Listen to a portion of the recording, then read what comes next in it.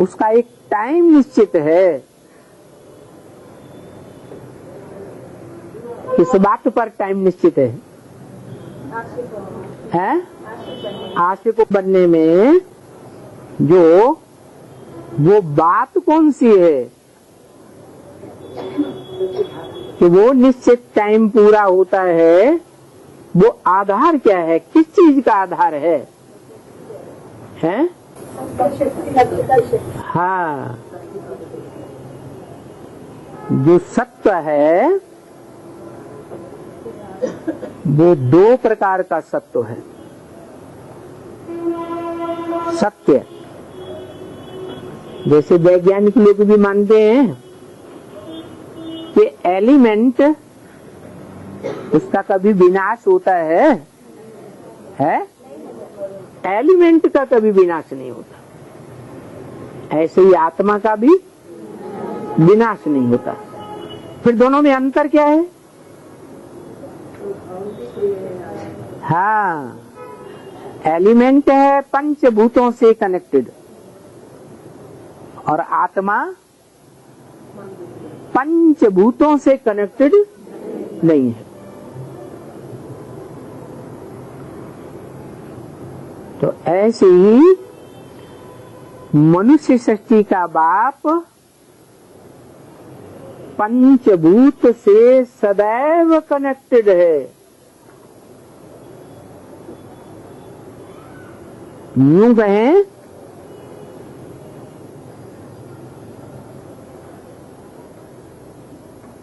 कि वो आत्मा एक ऐसी स्टेज भी आती है कि टोटल पत्थर बुद्धि। क्या? टोटल पत्थर बुद्धि। और उसके मुकाबले जो ऊपर वाला है तो वो भी आत्मा, लेकिन वो टोटल पार से उसकी भेंट नहीं की जा सकती। वो सदा चैतन्य है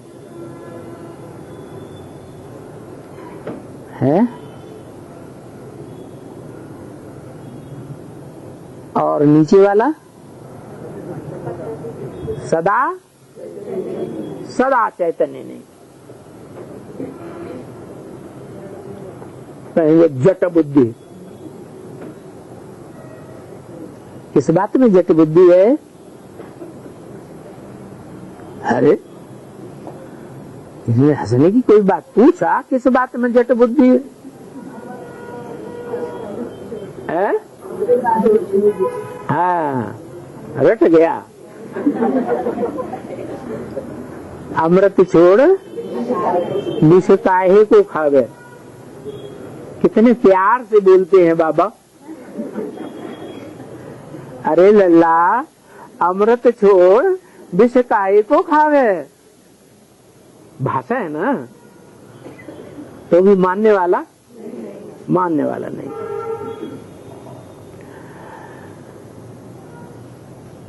तो गीता में लिखा है इदम शरीरम। हे कुंती पुत्र अर्जुन, ये जो तेरा शरीर है क्षेत्र है। क्षेत्र माने खेत, खेत माना क्षेत्र। किस बात का क्षेत्र? युद्ध क्षेत्र है, धर्म क्षेत्र है, कर्म क्षेत्र है।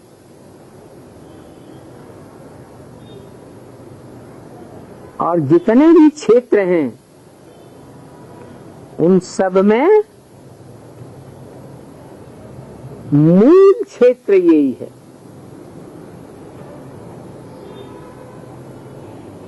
जैसे यज्ञ कुंड होता है, स्थान है ना, स्थान का नाम है ना यज्ञ कुंड। वो दुनिया में तो स्थूल यज्ञ कुंड होते हैं, और ये है ज्ञान यज्ञ कुंड।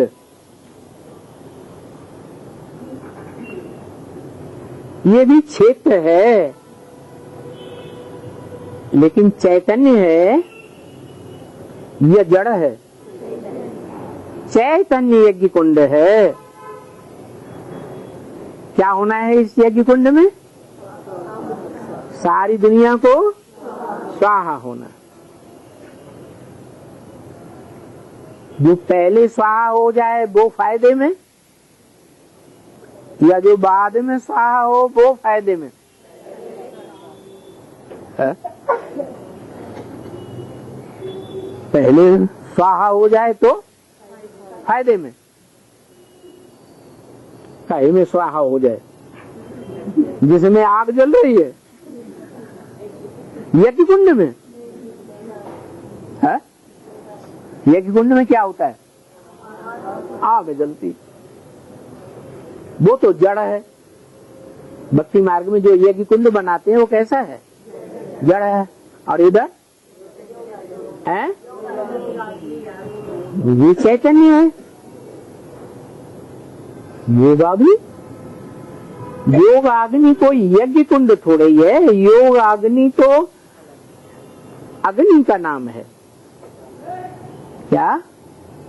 जैसे कुंड दो प्रकार के, चैतन्य और जड़, ऐसे ही अग्नि भी दो प्रकार की। एक अग्नि है जो आज सारे संसार में हर मनुष्य मात्र, हर प्राणी मात्र के अंदर जल रही है। क्या? कामाग्नि। और दूसरी उसको शांत करने के लिए योगाग्नि। तो जो योगाग्नि है वो आज में इस सृष्टि में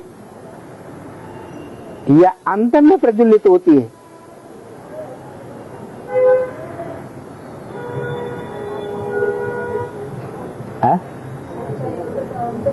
है? है। योग तो तभी कहे जाएगा जब एक और ये दो और दोनों का मेल हो, तो कहा जाएगा योग, है ना? और दोनों का मेल तब हो जब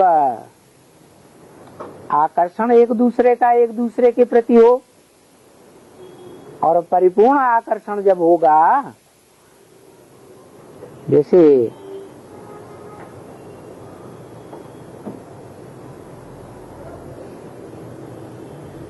कोई लकड़ी दूसरी लकड़ी के साथ घर्षण की जाती है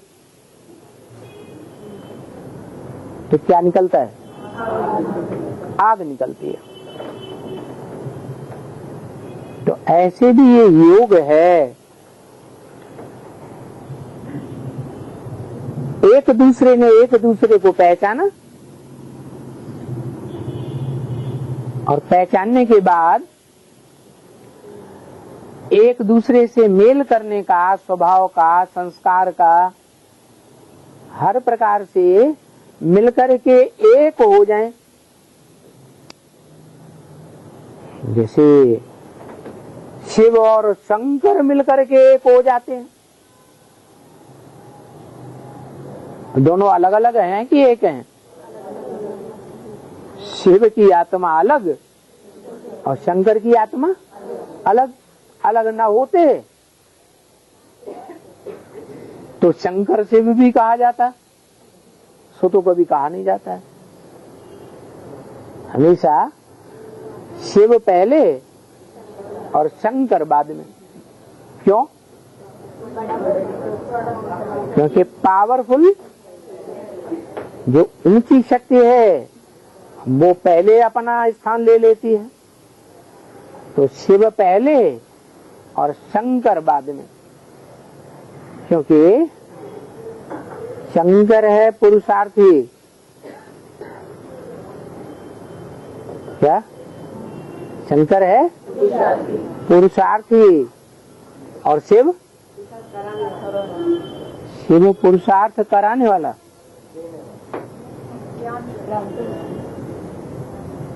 कराने वाला है तो करने वाला भी होगा। करण करावनहार दोनों होगा कि एक होगा?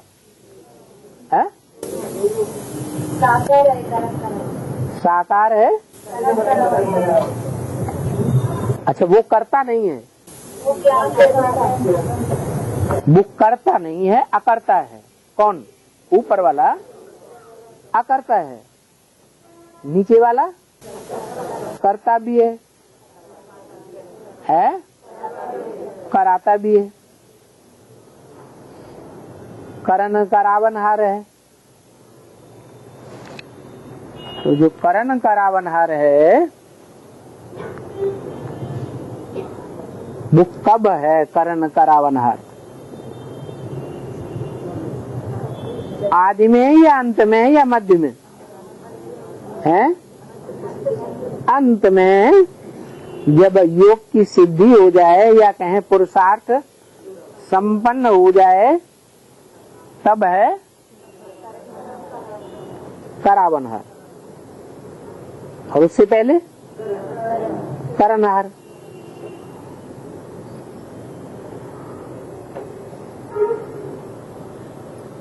तो पहले योग या पहले ज्ञान?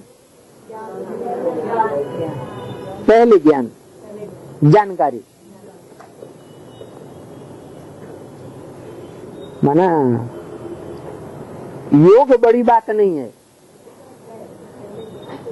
है?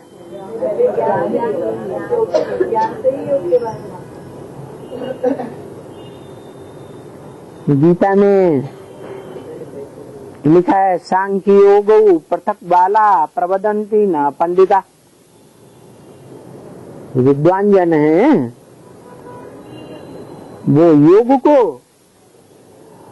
और सांख्य, सांख्य माने सह आख्या, माने व्याख्या के साथ जो बात विस्तार पूर्वक बताई जाए उसको कहते हैं सांख्य।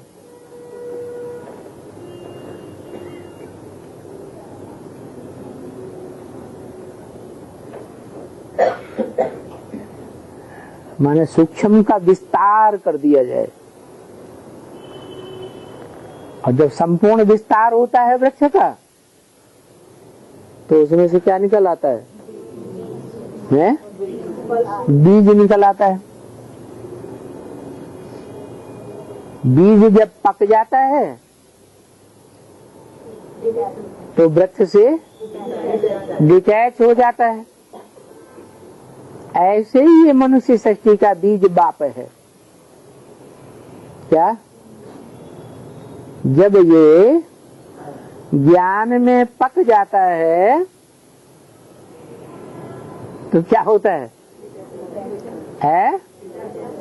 जो प्रवृत्ति में था, क्या